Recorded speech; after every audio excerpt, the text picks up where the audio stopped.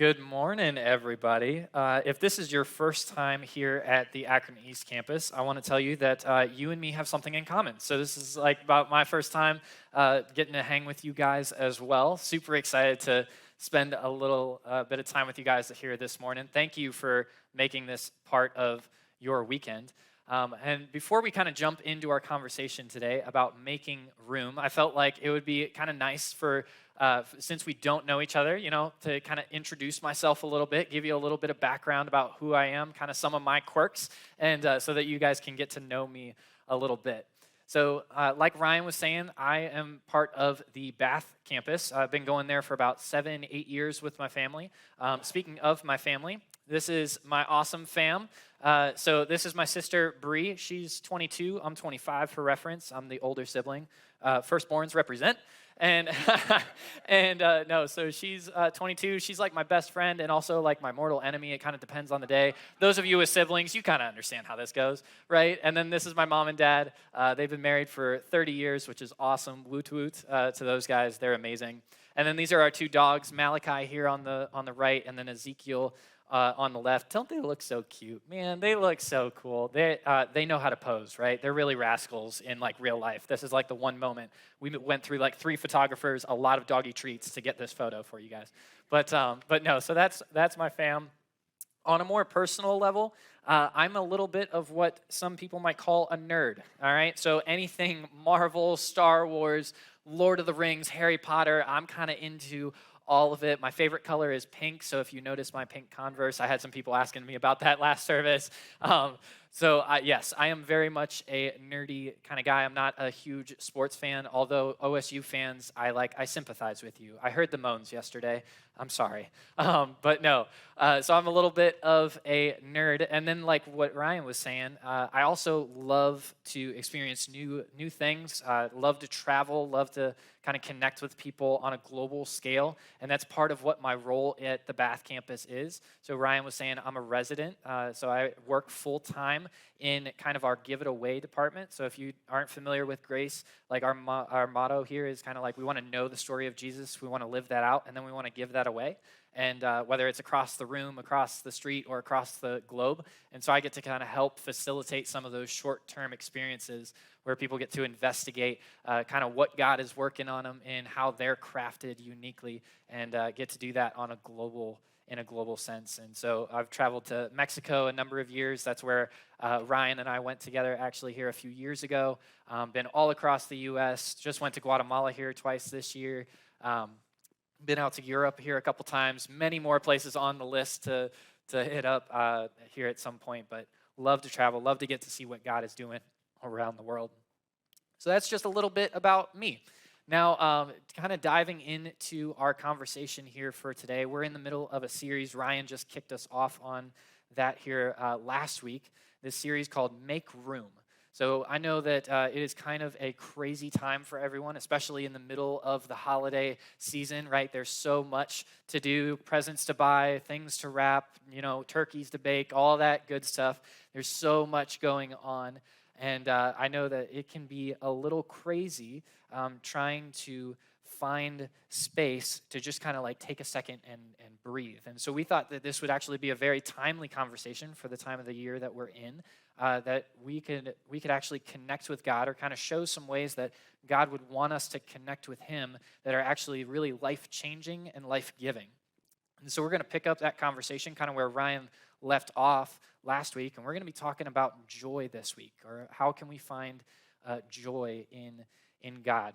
I hope that this conversation, if you are a Christ follower in the room, like you kind of said yes to Jesus, you kind of plant your flag with that, that this would be an encouragement to you, that this would actually kind of be a respite from the craziness of life that is going on right now. And if you're not a Christ follower, or you're just kind of investigating, or you're just kind of chilling in here because Ohio's thermostat broke like 2 weeks ago and you just need a place, like a warm place to be, like I hope that this would be a conversation that kind of gives you some handholds on what this whole Christianity thing is all about. Sound good? All right, so let's go ahead and dive in. I'm going to kind of lay a roadmap for us here this morning so that we kind of know where we're tracking. First thing that I want to do is like when we're talking about joy, I know that there can be some different avenues that we would talk about, or some different ways to come at this conversation. So I kind of want to address some of those to make sure that we're all kind of like starting from the same starting line, kind of running the same race, so that we can kind of take this conversation where we want it to go. So we'll clear out some clutter. And then we'll actually talk about what is joy and some of the aspects of joy, what the Bible would tell us a little bit about this whole idea of joy. And then I want to introduce you guys to what I'm calling the Bowen Christmas. Kind of introduce you guys to a little tradition that my family and I do. And then I want to kind of land the plane into the everyday. Like take this big concept that we're trying to unpack here over the next few minutes and really put this into some tangible handholds that we can kind of take with us and take into our Monday mornings here. So I'm super excited for this conversation. This conversation has been wrecking me in the best way as I've been prepping here for the past couple weeks to be with you guys. So let's go ahead and jump into this. So when we think about joy, I know we kind of come into this conversation with a few different perspectives. And these are going to be broad strokes, right? But there might be a few different perspectives of what we're thinking of when we hear the word joy. One of those might be we see joy as kind of like an emotion. We would like equate it to something like, okay, it's when I'm happy, or it's when I'm kind of like, I'm happy. It's kind of an emotion that I feel. It comes and goes. That's kind of what joy looks like. Others of us might think of this as like another form of like positive thinking, or kind of like the silver lining, right? The sun's there, you're just behind the clouds, like that kind of thing, that it's kind of like this positive outlook. And then others of us would think of joy as kind of like a circumstantial thing, right? When OSU wins, I'm joyful, right? When I get the grade, like I'm joyful. When the bonus comes in, like I'm joyful. Yes, like it's kind of dependent on what's going on around me. It's kind of dependent on my environment around me.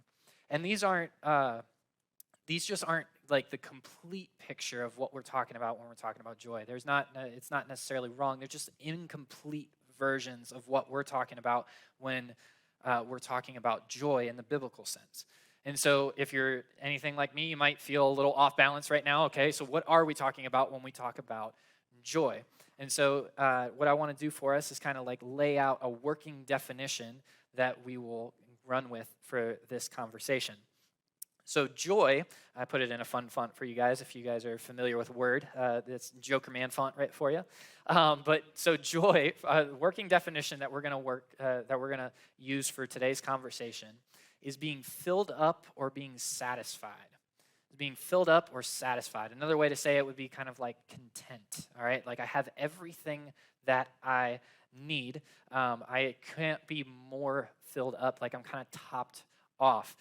Most of us, it's actually very timely that we're having this conversation right now, because most of us just experienced like Thanksgiving, and if you're anything like me, you were filled up. You were satisfied on Turkey Day. So satisfied that not only did you eat like a ton of food, but you also like probably took a nap, and it was probably a really good nap. Any Thanksgiving nappers in here, right? Yeah, like I was so excited for Thanksgiving. I love the turkey comas that come after getting to enjoy that meal. But no, so what it's kind of the same idea that we're getting at in like the biblical sense of what joy is. Not with our stomachs, but with our lives. We kind of have everything that we could need in our lives. And so this is a concept that is kind of found all over the place in the Bible. And where we're going to zoom in on is this passage of Scripture written by this guy named Paul. And Paul was like a very close follower of Jesus back in the ancient times. He's actually responsible for a lot of what we would consider like the New Testament. It's like the second half of the Bible. And so we're going to dive into a little bit of what he would have to say about joy in this biblical sense, right? What does it mean, or what does it look like to be filled up or to be satisfied? How do we kind of achieve that, or how do we get there with that? Is it achieved or is it given? Like all this, we'll answer all sorts of questions with this. So if you got your Bibles or you have a phone or whatever, you want to Google Galatians chapter 5. That's where we're going to kind of camp out. We're also going to throw it up here on the screens. But let's go ahead and check this out together. So Paul's writing to this church in Galatia, and he's gonna say, guys, the Holy Spirit produces this kind of fruit in our lives. It's going to produce love, joy, topic of our conversation, peace, patience, kindness, goodness, faithfulness, gentleness, self-control. There is no law against these things. Since we are living by the Spirit, let us follow the Spirit's leading in every part of our lives. Now, if you are anything like me, you kind of hear this and you're like, wow, that sounds awesome. Also, like there's a list, and in my 21st century Western modern like mindset that kind of lives off of schedules and checklists, we might see this as, oh, okay, these are the checklists for a Christian life. I have to be loving. I have to be joyful. This week, I'm going to focus on peace. Like, let's go peace. Like, that's a very aggressive kind of peace that you're talking about. Like, we kind of try to, like, force it, right? We kind of try, this is, like, the standard that we would hold ourselves to. That, okay, I need to be more kind. I need to be more gentle. I need to be more self-controlled, right? And what Paul is actually trying to get at here is he's like, guys, these actually aren't the markers of, like, am I checking these boxes? Am I doing the right things? He's like, these are actually kind of a byproduct or the fruit of being in the Holy Spirit, or kind of living by the Spirit. That's just a fancy way for saying, like, we follow Jesus. We have a relationship with Jesus. These aren't the things that we have to produce. These are actually the things that are byproducts of having that relationship with Jesus. I put it into your notes this way, that joy is kind of offered to us. It's not required from us. It's offered to us. It's not required from us. We don't have to manifest it or produce it. It's just offered through our relationship with Jesus. So, kind of put this in perspective. My family used to go camping at the end of every summer. We would go out to this rinky-dink campsite out in the middle of nowhere. And it was, my dad super enjoys, like, kind of being outdoors and stuff. Me, not so much. These were kind of like, I have some very interesting memories from this campsite. Most of them, like, not fun ones, a little traumatic. But this one year, we were out at this campsite, and, right, family tradition, and we're just chilling out there. And for one reason or another, like, we went on this either like really intense bike ride or we went swimming or something. And we got done with that. We kind of got back to our tent. Everyone was inside the tent. And it took us about like 2 minutes to realize, okay, everyone in here kind of stank. All right, we need to like shower. We are not going to make it the rest of the weekend with everyone kind of smelling like this. So we went to the camp showers, and naturally, like camp showers, it's your classic camp shower, all right? Bug infested, freezing cold water. You're probably ending up dirtier like when you come out than when you went in, right? But like you got to do something, right? It's at least the placebo effect of like, okay, I've at least washed. But no, so we go and we check out this shower area. My dad and I get done first. We're waiting on Bree and Mom, and you know, just like any guy, you leave him alone for like 15 seconds, and he gets bored, all right? So we got bored, and there was this playground area right next to us, and we were like, all right, well, let's go mess around on the playground a little bit. And there was this merry-go-round, okay? There was this merry-go-round, and for one reason or another, we thought that this would be so much fun to mess around on. So here we are. Somehow, some way, I found myself like kind of holding on to one of these outer bars, and my dad's kind of like cranking it, and I'm just kind of running alongside it, holding on to the merry-go-round, right? And I keep telling him like, faster, faster, faster. Like, this is so much fun. We're laughing. We're having a good time. And he ends up like cranking it one too many times, and my grip starts to slip. And I'm like, okay, hey, Dad, can you lay off a little? Can you stop? And so I tell him that. He cranks it again. I was like, okay, he must not have heard me. My grip loosens a little bit more. And I'm like, okay, no, like I'm holding on by my fingertips right now. Like, Dad, no, seriously, stop. And it was funny. He cranks it, and now I'm about to let go. Like, I can't hold on anymore. And I look at my dad, and I'm like, please stop. And it was at this moment, we kind of like lock eyes. Time just kind of stopped there for a second. We locked eyes, and he had this look on his face like, oh, I know exactly what I'm doing right now. I know exactly what is going on. And believe you me, I know exactly what I need to do. And so he, looking at me, he cranks it one last time. And not only do I let go, I kind of go flying. I go flying off this thing. I was told later that I kind of skipped like a rock on water does. I like, next thing I know, I'm covered in mud and in dirt. My glasses are all like tilted all over the place. I'm dirtier than I was before. My dad's coming over. He's running over to me like, buddy, I'm so sorry. And at that moment that I kind of launched off, like, of course, Mom and Bree came out. So my mom's yelling at my dad. And like, dads, just like, this is a freebie for you guys. I didn't know this. Dads can get grounded. My dad got grounded after that experience. I didn't know that was a thing. But he got grounded. But no, so yeah, all that to say that was it. I don't love this campsite, but no, I think that is actually very similar to how most of us would actually approach finding joy. We kind of fixate on something. We kind of grab on to this merry-go-round, right? We kind of grab onto whatever it is. Whether it's like the relationship status, or it's the number of likes that I get, or it's the number of zeros in my bank account, whatever it is, we kind of like grab onto that. And for a while, like we're kind of using our own grip, and we're tracking along. And then eventually, before we even know it, we kind of lose our grip, and all of a sudden we're in the dirt, and we're like, what in the world just happened? And we get up and we kind of try again with another thing.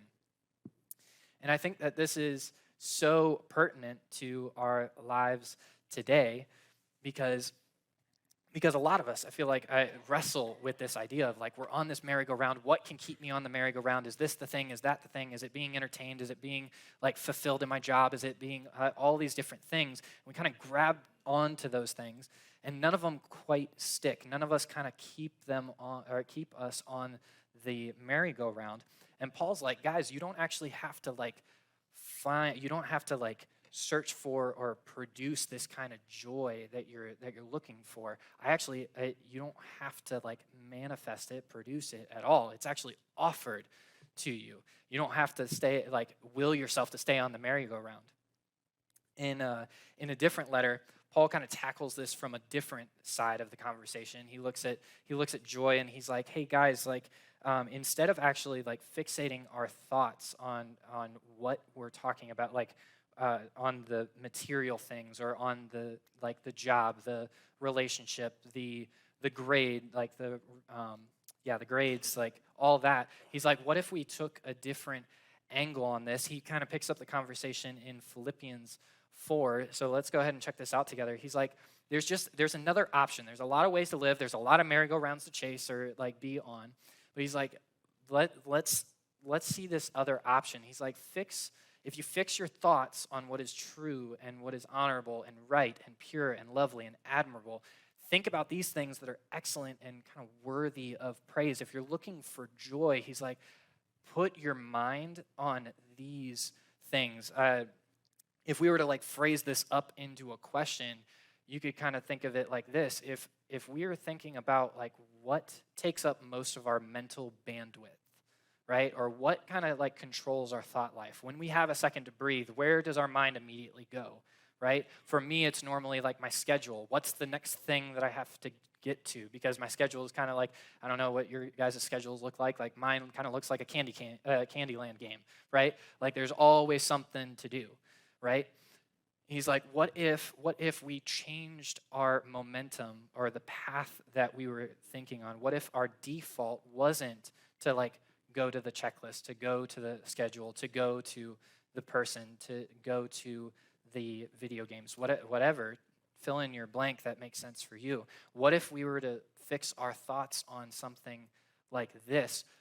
That is the way to actually like receive this joy that we're talking about. And so I put it in your notes like this, or I put it in your notes like this: joy is chosen by us, not forced on us. Joy is chosen by us, not forced on us. I don't know about you guys, but do you guys ever get these like screen notifications that tell you like, hey, like you used your phone like this many times this week, or like this is how long your screen was active for this week?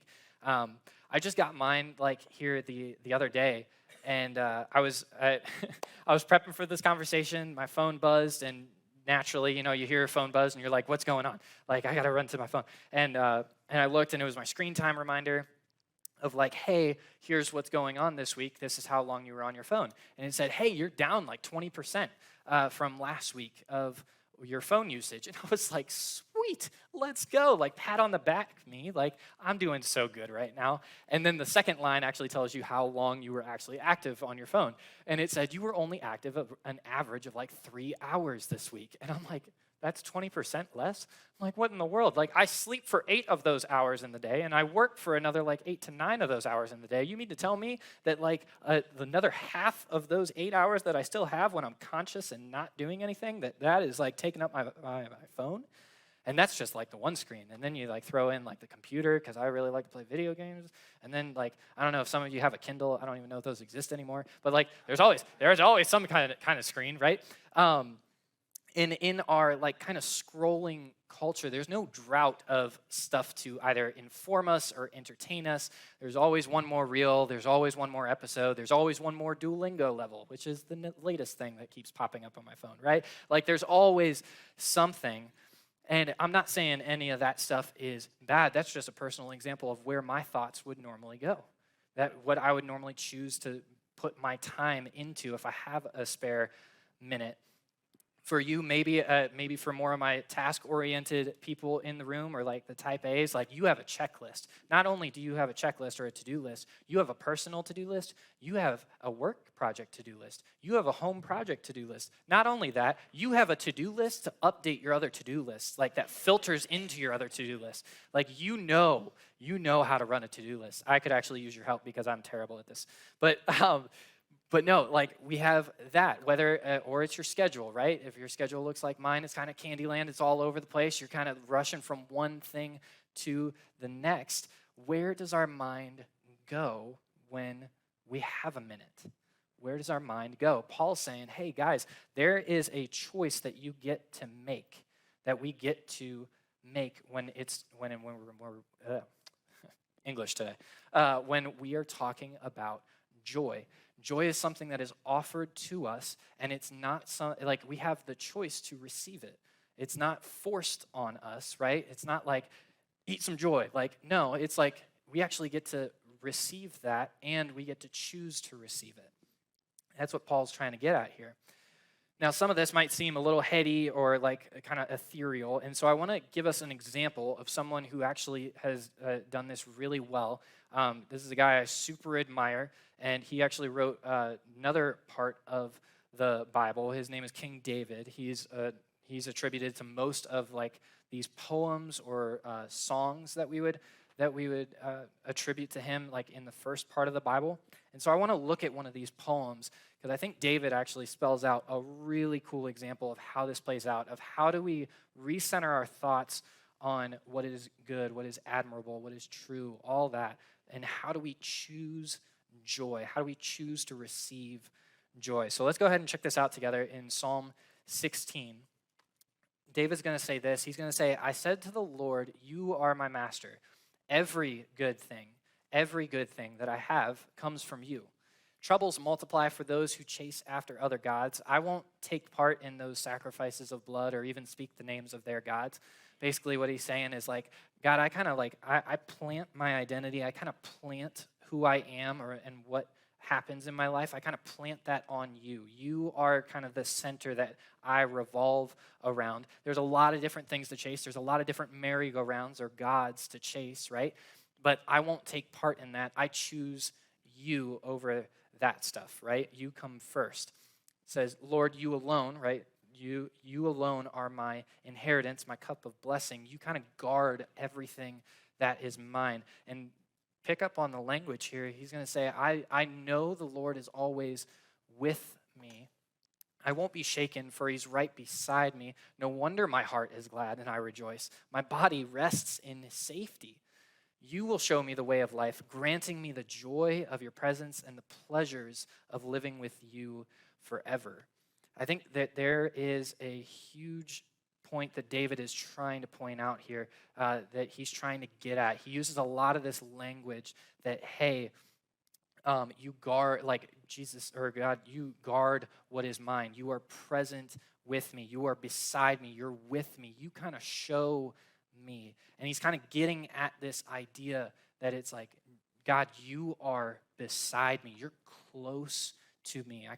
I rest in the joy, you are grant me the joy of your presence. There's that word again, joy, right? That satisfaction, that filled upness. It's not just, it's deeper than an emotion, right? It's greater than my circumstance, and it's better than any positive thinking or anything like that, right?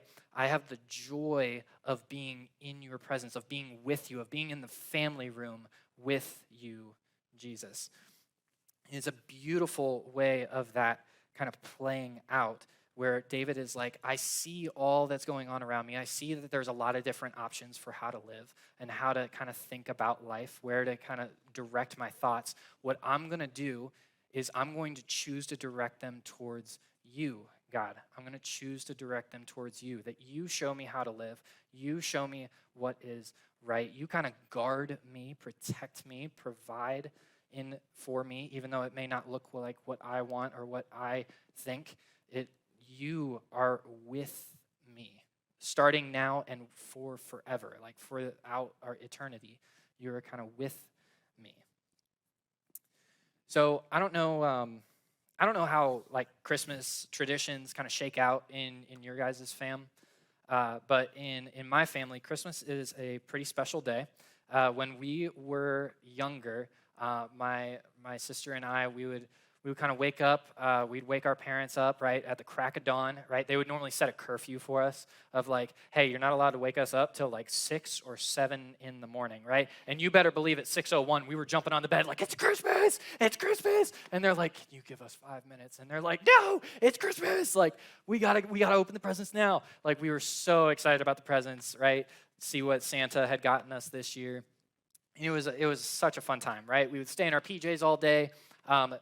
In particular, my Bree and I would normally have a contest to see how long it would take for Mom to realize that we hadn't brushed our teeth yet, right? Like we would just chill out for the entire day. We do the whole presents thing in the morning. We just eat some like leftover pizza or like have some beef stew or something that we had cooking for a few days. We'd play like video or board games and watch movies and just kind of chat, right? Just kind of like be in the room together. Nothing too crazy. That was pretty much our Christmas. That's pretty much our Christmas tradition. We still kind of do that to this day. We just kind of hang out. We don't really go anywhere. Just kind of in the room together. And when I was younger, the thing that I looked forward to all year long was, what is the present going to be this year, right? Like, what's the thing going to be that the parents got or that Santa got, right? Santa. And I would be so stoked on Christmas morning, kind of unwrapping those presents.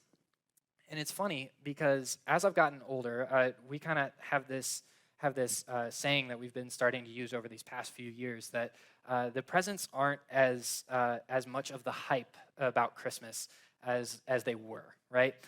For us, what we would say is like, we have everything that we need and we have most of what we want. So it's kind of like the presents aren't a huge thing for us anymore. They're still great. They're still awesome. It's fun to kind of give those, especially, and kind of see the reaction of like my sister and my mom and my dad. Like, it's fun to get to do that. Like, I love getting to do that. But the gifts aren't exactly like the point of Christmas to me anymore. They're not like the main thing that I look forward to every year at Christmas. They're a perk, for sure. They're awesome. But the thing that I actually look forward to, as I was like processing through this, the thing that I really look forward to on Christmas is the fact that that is like the one day a year when all 4 of us Bowens are in the same room. It's like the one day a year that we are all present in the same room. Like being adults and having our own schedules and our own places to be, like, it's the one day that there's no homework, last minute homework to get in, right? That's a couple days later, you know. There's no meetings to rush off to, right? There's no car juggling of who needs to go where. It's just a day that we get to be present in the same room together. And I love that. We get to be with one another on Christmas. That's what I love about Christmas. And the gifts are awesome.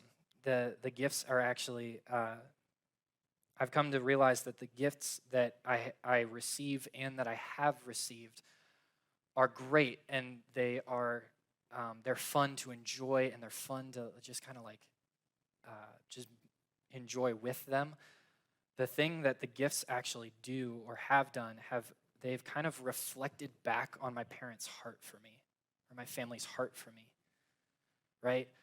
Like, if you look at me, I'm not exactly what some might call like a very fit person. I'm a skinny person, but I'm not a fit person, right? Like, if you handed me a football, I'd look at you and be like, excuse me? Like, what are we doing here? But my parents know that I'm a nerd, right? And they understand me like that. So they know that I would much more enjoy a Lego set than like a football, right? But it reflects back, the gift reflects back on their heart for me because they know me. They want to be with me. They want to show a physical, like tangible thing, representation of how much they love me. And that's the really cool thing about joy. Because I think that Jesus uses joy as a gift to us to actually reflect his heart for us. The way I said it in your notes is like this. I said, making room for joy takes energy. It takes energy to be in the room, right? Like, it's hard for us, for my family, to kind of like all have our schedules lined up. Like, it takes some intentionality to be in the same room. Making room for the gift of joy takes energy, but it actually shows us Jesus' heart. The fact that joy is not just something that we can feel, right? It's not restricted to how we're feeling in the day. The fact that joy is actually bigger than just, oh, I guess like, well, it'll get better someday. Like, my circumstances will change someday. The fact that joy is greater and can be chosen in the midst of like the fog and the tangledness that life is, I think reflects back on what Jesus' heart for us is. And what is Jesus' heart? Jesus would say, hey guys, like I've actually like come down to earth to give you life. And give you life to its fullest, is how he would say it, right? I have come that you would be filled up, that you would be satisfied, that you would be full of joy. Because no matter what the circumstance, no matter what you're feeling, no matter how foggy life is, when you can't see the other side of the tunnel, right? You can't even see the light at the end of the tunnel. It's like, I'm with you, right? And I want to give you this joy. It's really cool. All right, this is kind of why Christians get really weirded out, or not weirded out, but they get really weird around Christmas time. If you've noticed this about like Christians, right? We get really, really excited about Christmas. You hear this all the time, right? Joy to the world, joy to the world. Like, you hear it in the Christmas songs, love, joy, peace, like all these things, right? They kind of like are tied to Christmas. They're in the playlists. You hear it at Hobby Lobby all the time, right? Like, you heard it, some of you heard it on November 1st. You were like, yep, Christmas playlist is going, right? Like, we hear this word joy, and why is joy so important? Why is joy tied to Christmas? I'll show you. There's this really cool name for Jesus that appears in the Bible, okay? And we only use it around this time of year, right? Or you can use it anytime, but this is when it really kind of kicks in. It's this word Emmanuel. Sometimes you'll see it spelled with an E. Not important. Spell check didn't get me on it. But it means God with us. It means God is with us. God is in the same room as us. Why is Christmas such a big deal? Because this is everything. Emmanuel has come. God is with us. He's in the family room, and he wants you to be in there too. He wants you to celebrate a Bowen Christmas with him, where we actually get to hit pause on life, internally and externally, and we get to be with God. That is why joy is associated with Christmas. Because God is with us. God is in the same room, and he wants to give a gift that will fill you up so much, that will satisfy every need that you have. He's like, I'm here. I'm the person that can give that to you. And it's not like something that you got to work for. It's not something that you got to earn. It's something that is offered to you. It's something that we choose to open and enjoy, ironically enough, right? We get to enjoy joy. God wants us to enjoy it.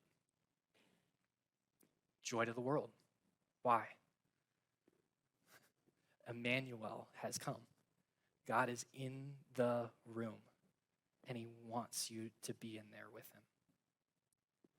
That is the beauty of joy. He's like, guys, I know you're looking for this. I know you want the satisfaction. I know you want to feel fulfilled in what you're doing. And he's lovingly saying, guys, it is a gift of mine that I freely give to you. Would you want to be in relationship so that I can give you that and all the other, what we call like the fruits of the Spirit, the thing that we were looking at earlier with the whole love, joy, peace, patience, kindness. He's like, all of those are the presents that are under the tree, and I want you to open them freely. I want you to be able to enjoy them. Would you be willing to be in the room with me? And this has been hitting me so hard here these past few weeks.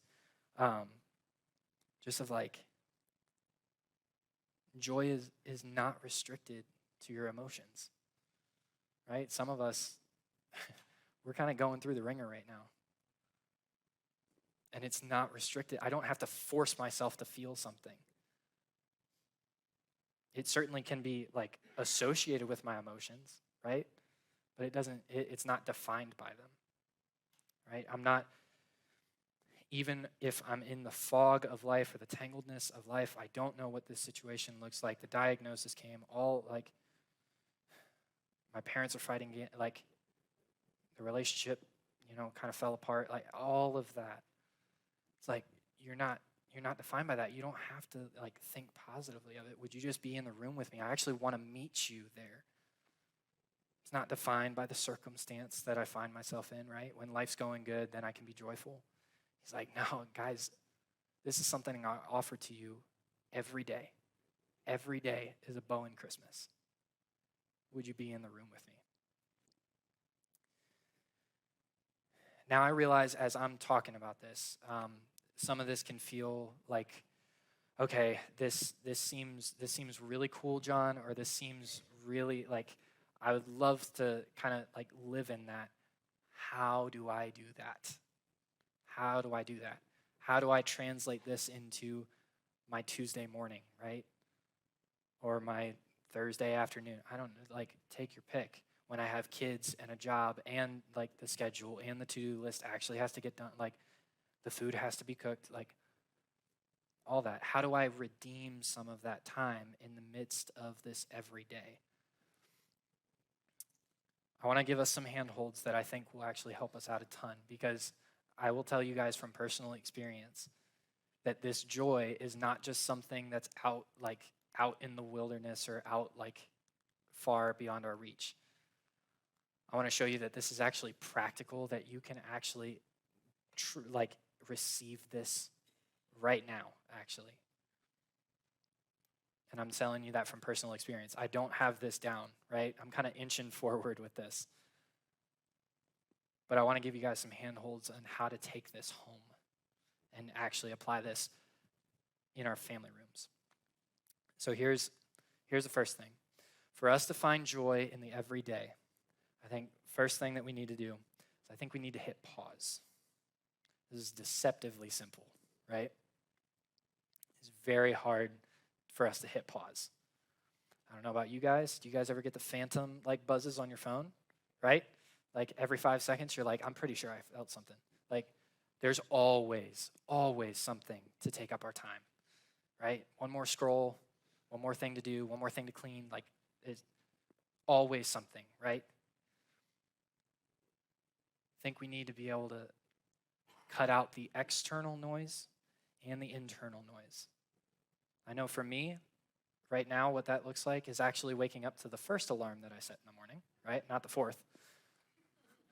And taking those 5 minutes, those 10 minutes, whatever, to actually be, before I look at the email list, before I look at the calendar for what I got to do today, before all that, hit pause. Cut out the noise, external and internal, okay? Wherever that makes sense for you. In the bathroom, on the drive, wherever. Second thing I think we need to do, I think we need to remember Jesus' heart. For us to find joy in the everyday, sometimes, guys, we want joy so bad. We want to be satisfied. We want to be filled up. We want to feel like we're not just, kind of going about our grind and we're just here, right? And Jesus wants to give us that joy. But we have to remember why Jesus does what he does. We have to remember that he actually wants us to be in the room with him. We got to remember that Jesus' heart isn't just to kind of toss us the joy present and then peace out. He's like, guys, the joy that I want to give you is just a reflection of the heart that I have for you, of the love and the care that I have for you, right? I want to invite you into my family room. Would you be willing to step into that? Would you be willing to be with me? Because I want so badly to be with you. I know life's messed up. I know life's crazy. I know life's going great. I want to be in that with you. I want to meet you exactly where you're at, even if you don't really know where that is. I want to remember Jesus' heart for me, that he wants to be with me. And then last but not least, I want to accept his gift. I put myself in a space where I have hit pause internally and externally. I've kind of cut out the noise. I'm remembering that Jesus actually cares for me, that he wants to show me how to live, that he wants to protect me, he wants to provide for me. It may not look how I would like it to, but he wants to satisfy me, he wants to fill me up. I remember that heart for that he has for me. And then I accept his gift. I accept the joy that he brings to the table. I didn't have to earn it. I didn't have to check enough boxes to get it. I just receive it. I accept it. Deceptively simple, right? Easy to say, really hard to do. So this is what I want to do. I want to invite the band up. They're going to kind of get settled. They're going to move the stage around a little bit. And here's what I want us to do. I want us to try this together. All right? They're going to create some space for us. So what I want you to do, what I'm asking, don't check the phone. Don't dip out early. Don't go grab the kids. Right? Can we just hit pause? Can we practice this? Can we hit pause on life? Just take these next couple minutes to do that. And can we remember what Jesus' heart is? John, I don't really know how to do that. If you don't know how to do that, I think a great place to start would actually be that psalm that we looked at, Psalm 16. And just look at how God cares for us. How David kind of spells that out. I think that's a beautiful representation of what it means to remember God's heart. then would you accept his gift? Whether it's for the first time, never really investigated that before, or it's the first time in a long time. Would you be willing to be in the family room with God and accept the gift that he wants to give you, that he's eager to give you? Let me pray for us. Jesus, help us with this. It is, you make it so easy, God, but there's so much noise. There's so much clutter that's in our heads and in our hearts, and it can be hard to remember you in the middle of that.